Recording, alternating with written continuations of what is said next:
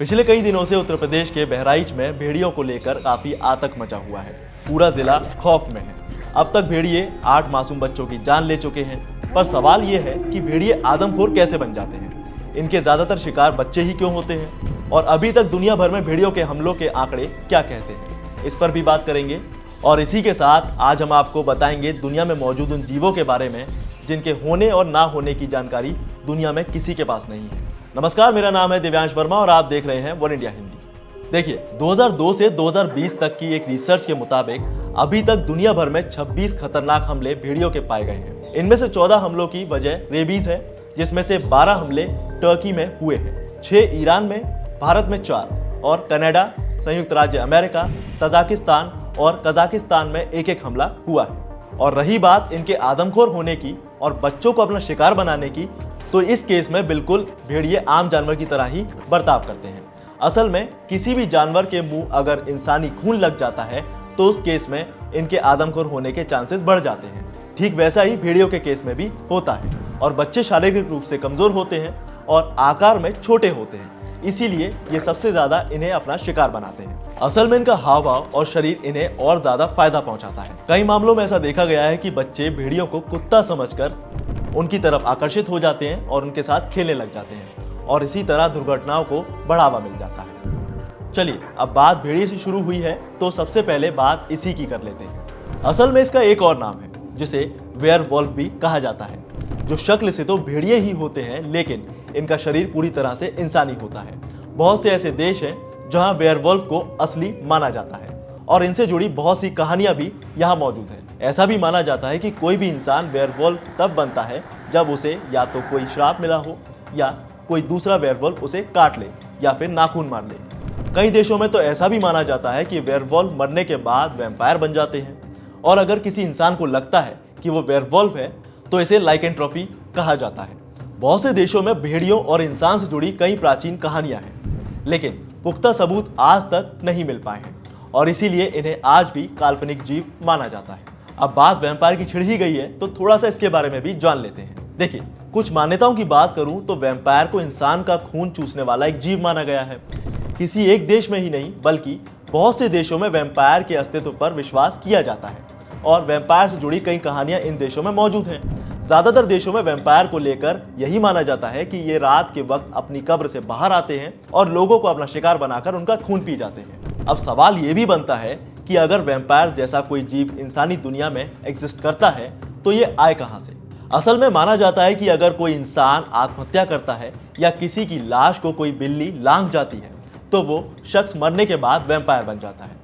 अब ये कितना सच है ये तमाम देशों की धारणा ही जाने।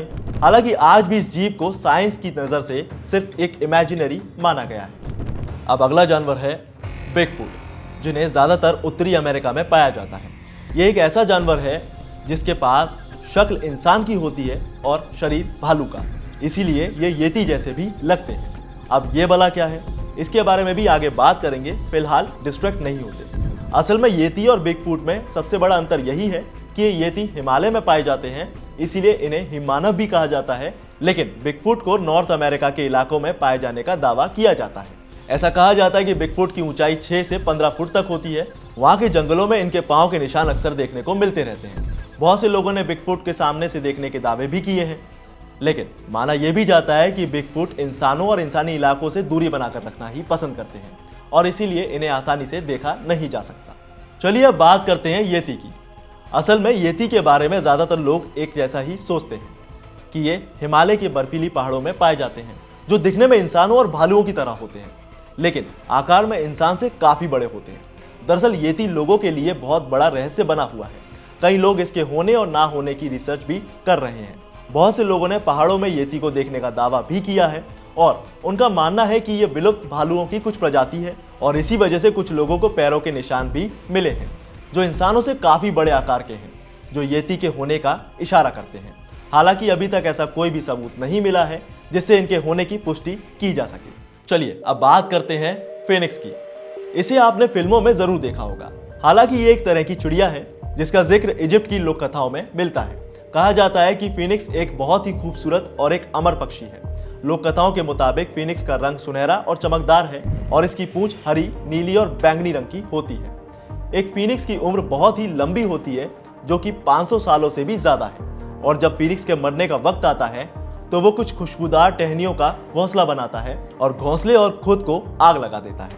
इसके बाद इसकी राख से ही एक नए फीनिक्स का जन्म होता है, जिसकी उम्र भी पुराने फीनिक्स की जितनी ही होती है और मरते वक्त वो भी वही करता है जो पुराना फीनिक्स करता है। इसीलिए इन्हें अमर चिड़िया बताया जाता है। चलिए अब बात एक ऐसे जानवर की जिसे कई फिल्मों और टीवी सीरियल्स में देखा गया है।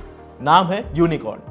यूनिकॉर्न एक ऐसा काल्पनिक जीव है जो घोड़े और बकरे की तरह दिखता है, रंग सफेद होता है और माथे पर एक बड़ा सा सींग। यूनिकॉर्न का जिक्र कई कहानी किस्सों में सुनने को मिलता रहा है, इसीलिए इसे एक पवित्र जीव भी कहा जाता है। माना यह भी जाता है कि पुराने वक्त में ये घने जंगलों में कुंवारे लड़के और लड़कियों को ही दिखाई देते थे। कहा यह भी जाता है कि इसकी सींग को छूने भर से किसी भी बीमारी का खात्मा किया जा सकता था और पानी में मौजूद जहर भी गायब हो जाता था। इसी वजह से पुराने समय में लोग गेंडे यानी राइनोस के सींग को यूनिकॉर्न का सींग बताकर बेच दिया करते थे। आज के समय में भी ये एक काल्पनिक जीव है और इंटरेस्टिंगली स्कॉटलैंड जैसे देश में यूनिकॉर्न को राष्ट्रीय पशु बनाया गया है और मिशिगन में यूनिकॉर्न का एक शिकार करने के लिए लाइसेंस दिया जाता है। अब बात एक ऐसे जानवर की जिसका नाम बहुत कम लोगों ने सुना होगा। इसे लॉच नेस मॉन्स्टर कहा जाता है, जिसकी इकलौती तस्वीर 1934 में स्कॉटलैंड के लॉच नेस में खींची गई थी। इसी वजह से इसका नाम लॉच नेस मॉन्स्टर रखा गया। कई कहानियां ये भी कहती हैं कि ये एक समुद्र में छिपा हुआ जानवर है और वैज्ञानिक इसे विलुप्त हो चुके डायनासोर का नाम दे चुके हैं, पर असली सच क्या है ये कोई नहीं जानता। इसीलिए ये जानवर आज भी एक बड़ा रहस्य बना हुआ है। और अब आखिर में बात एक ऐसे जानवर की जिसके ऊपर कार्टून सीरीज भी बनाई जा चुकी है। इस सीरीज का नाम है अमेरिकन ड्रैगन। अब वैसे तो ड्रैगन का जिक्र कई देशों की लोक कथाओं में मिल जाता है, लेकिन ज्यादातर चीन में। दरअसल ड्रैगन बहुत बड़ा सांप और छिपकली जैसा दिखने वाला एक जीव है, जिसे पंख, सींग और 4 पैर होते हैं और मुंह से ये आग उगलता है और इसीलिए कुछ देशों में इसकी पूजा भी की जाती है। अब है तो ये काल्पनिक जीव, लेकिन चीन के साथ साथ कुछ और देश भी ऐसे हैं जो इसे जिंदा जीव कहते हैं। खैर, हम इनमें से किसी भी जीव के असली होने का दावा नहीं करते, लेकिन कुछ जानकारियां आप तक पहुंचानी थी, इसीलिए बता दी। बाकी अब आप तय करें कि आप इन्हें कैसे देखते हैं। वीडियो पसंद आया तो इसे लाइक शेयर जरूर करें। साथ ही ऐसी इंफॉर्मेशन के लिए सब्सक्राइब करें वन इंडिया हिंदी।